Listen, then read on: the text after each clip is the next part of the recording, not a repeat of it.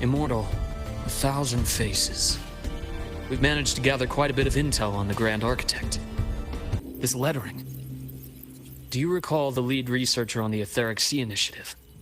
The one we saw in the hologram during our first visit? Professor Junji. Yes. During his lecture, he mentioned a scholar who had just joined the project, Wei Ying, but his introduction was cut short.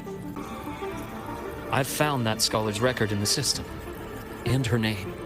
This name are a perfect match with those engraved on that pen. Are you saying that scholar is the Grand Architect? Sounds like another identity borrowed by the Grand Architect. Indeed.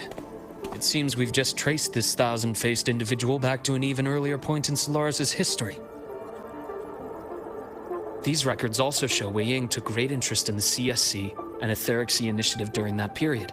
That must be why she infiltrated the Skyark space station. The universe.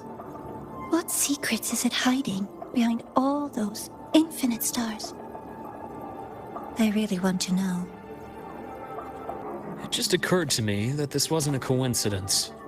If her goal in the past involved you, then it's something to keep in mind on your journey ahead. The Etheric Sea. That might have been my entry point to Solaris after leaving my distant homeland. Wei Ying was interested in the Etheric Sea before its planet-wide spread. Did she want to use it as a medium to reach somewhere beyond? I will.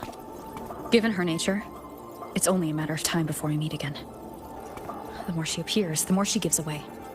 If she enjoys playing games, then it means she'll follow some rules at least. Otherwise, she'd die of boredom.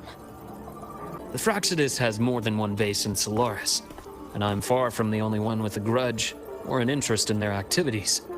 Until now, the Grand Architect has been like a reflection in water. She never appears as her own person, only by the faces of the already dead.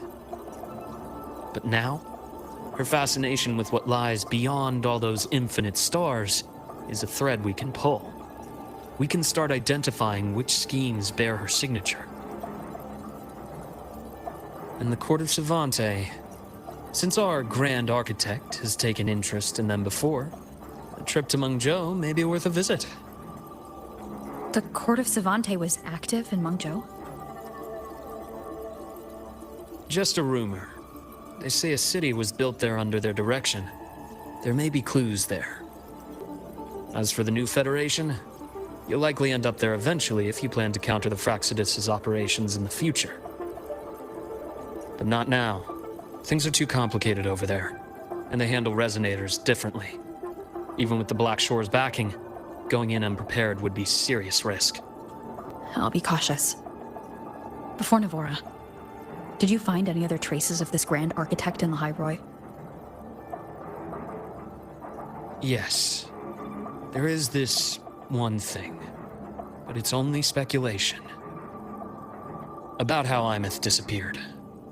From what you told me, she died from overclocking trying to stop the Threnodian over a decade ago.